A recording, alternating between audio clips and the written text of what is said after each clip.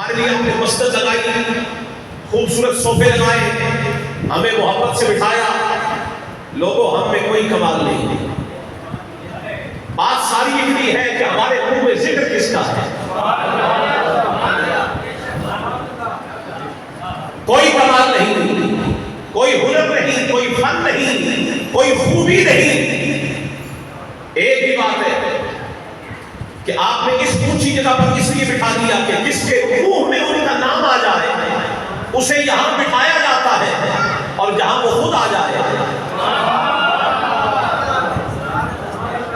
اسی سے اندازہ کر لے کہ بلغ العلا بکمالہ، کشف الدجی بجمالہ، حسنت جمیع خصالہ، صلوا علیہ وآلہ. یہ میرے مصطفیٰ ہے.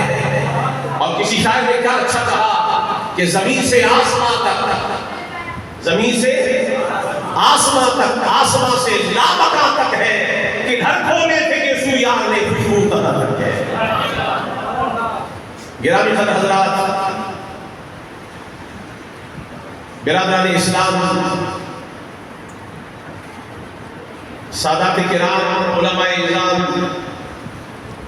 واجب الاحترام حضرت پیر طریقت رہبر شریعت پیر سید مقرر علی شاہ صاحب گیلانی، حضرت علامہ قاری بشیر احمد قادری صاحب دامت برکاتہ القدسیہ، دیگر علماء کرام، ثنا خانان مصطفیٰ، غلامان الشاقان حبیب کبریا محمد مصطفیٰ صلی اللہ علیہ وآلہ وصحبہ وسلم. آج کی میلاد شریف کی بابرکت، پر نور، پر کیف اور سرور سے بھری ہوئی اس محفل میں ہم اور آپ جمع ہے. اللہ کا شکر ہے کہ اس نے ایک بار پھر ہمیں اپنے حبیب کے تذکار جمیل کے لیے جمع کروایا. ہم کہاں اور ذکر مصطفیٰ کہاں. اردو میں ایک محاورہ ہے کہ یہ روح اور رسول کی داد. میں کہتا ہوں اس خصوصی انداز میں کہا جانا چاہیے یہ روح اور حضور کی بات. جن کا ذکر خدا کرتا ہو، ہم جیسے کم کلیم، گناہگار، سیاہکار، حقیر، ہم کہاں مصطفیٰ کہاں. جن کے قصیدے خدا فرمائے، جن کی شان میں قصیدہ عظیم بے مثال وہ سورت قرآن نازل ہوا ہو، ہم اس کی مدحت کیا کر سکتے ہیں. اپنے گناہوں کی بخشش کا ایک ذریعہ و وسیلہ ہے جسے میلاد شریف کے عنوان کے ساتھ ہم نے سجایا ہے. گرامی حضرات،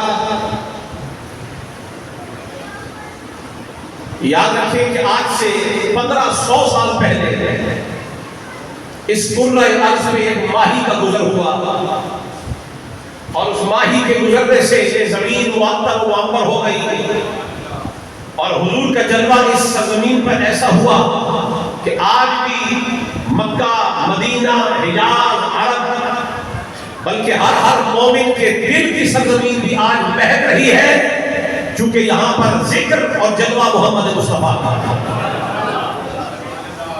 جس سرزمین سے اللہ کے پاک گزر جاتے ہیں، توجہ ہے نا حضرات، اللہ تعالیٰ کی رحمت برس رہی ہے، بارش شروع ہو گئی، اللہ تعالیٰ اس رحمت کی بارش بنائے، باہر والی بارش بھی رحمت والی ہو جائے، اور اندر تو یقیناً رحمت کی بارش برس رہی ہے. اور میری رحمت نہیں، رحمت للعالمین.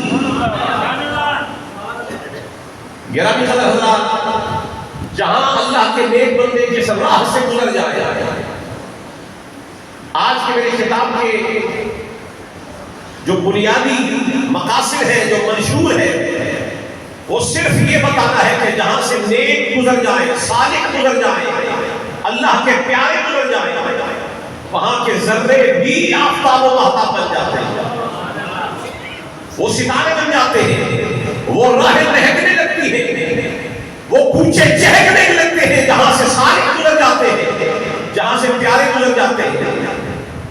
میں تفصیلات کی طرف آتا ہوں، لیکن بنیادی طور پہ یہ بتانا چاہتا ہوں کہ حضرت موسیٰ علیہ السلام کے زمانے میں ایک جادوگر تھا جسے سامری کہا جاتا ہے. سامری نام اس کا بھی موسیٰ تھا، اور وہ حضرت موسیٰ علیہ السلام کا رشتہ دار بھی تھا.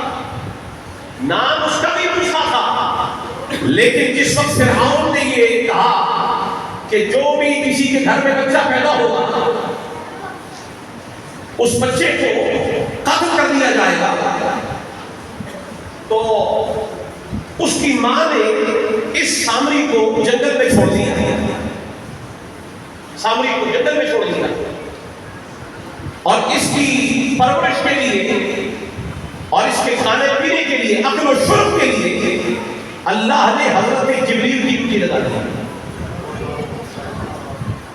کیونکہ آگے چل کے اسی کے ذریعے سے اللہ نے نبی کی شان کو نکالا تھا۔ تو حضرت جبریل امین اپنے پر پہ اس کے لیے دودھ اور کھانے پینے کی چیزیں لاتے ہیں، تو یہ حضرت جبریل کو پہچانتا تھا، یہ انہیں جانتا تھا، ان کی سواری کو بھی جانتا تھا، ان کے آنے کے انداز کو بھی جانتا تھا سامری۔ تو جس وقت حضرت موسیٰ علیہ السلام اللہ کی ملاقات کے لیے تشریف لے گئے کوہ طور پر، اور پیچھے حضرت ہارون کی ذمہ داری لگا دی، تو سامری نے یہاں پر اپنا داؤ چلایا، اس نے زیورات میٹل کی چیزیں ساری اکٹھی کی اور ان کا ایک بچڑا بنوایا، اور بچڑا بنانے کے بعد جب اس میں سے کوئی خاص بات لوگوں کو نظر نہ آئی تو اس نے کہا کہ میں تمہارے لیے انتظام کرتا ہوں۔ حضرت جبریل امین ایک دفعہ آئے تھے اس کے لیے، جب عقل و شعور کی شے لے کے، تو اس نے ان کے جو سواری تھی ان کے قدموں کے نیچے جو مٹی آ گئی تھی، اس سواری کے سروں کے نیچے اس نے ایک مٹھی بھر مٹی جو جبریل کی سواری کے سروں کے نیچے آئی ہے وہ اپنے پاس رکھی، اور اس مٹی میں سے کچھ ذرے اس بچڑے پر پھینکے، تو جو بچڑا بولتا نہیں وہ بولتا ہو گیا، وہ بولنے لگا۔ کمال کہاں سے آیا؟ کہا جبریل کی سواری کے قدموں سروں کے نیچے جو مٹی آ جائے، اس مٹی کے ذروں میں یہ کمال ہے کہ اندھ بولتا بھی بولتا ہو جاتا ہے۔ اب ضمن بتانا چاہتا ہوں، جن راہوں پر جبریل کی سواری کا قدم آ جائے وہاں کے ذروں کا یہ عالم ہوتا ہے، جہاں جبریل کے امام مصطفیٰ کا قدم آ جائے ان راہوں کا عالم کیا ہو۔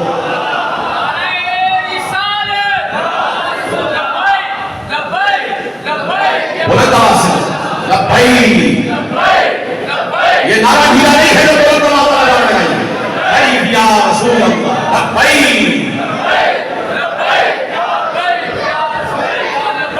یہ نعرہ ڈھیلا نہ لگایا کریں، یہ نعرہ زور سے اس لیے لگایا کریں کہ یہ نعرہ سب سے پہلے مولا علی نے لگایا ہے۔ لبیک کا نعرہ لگانے والوں کو پتا ہو یہ نعرہ سب سے پہلے مولا علی نے لگایا۔ کس نے لگایا؟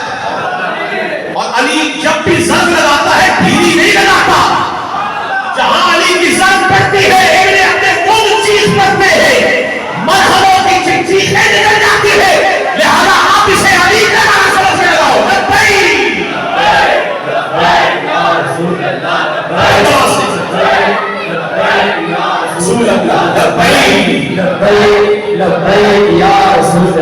اللہ کو سلامت رکھتے۔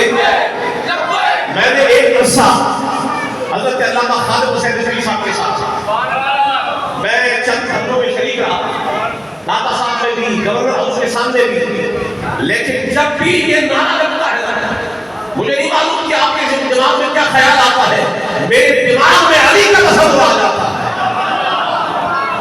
اور ذوالفقار کا خیال آ جاتا ہے، کیونکہ کوہ صفا پر سب سے پہلے جب حضور نے فرمایا تھا قولوا لا الہ الا اللہ تفلحوا، اے لوگوں کہہ دو لا الہ الا اللہ تم کامیاب ہو جاؤ گے۔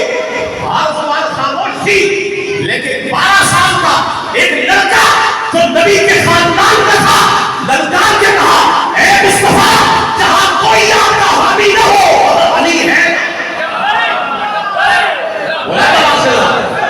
لبیک لبیک یا رسول اللہ، لبیک لبیک لبیک یا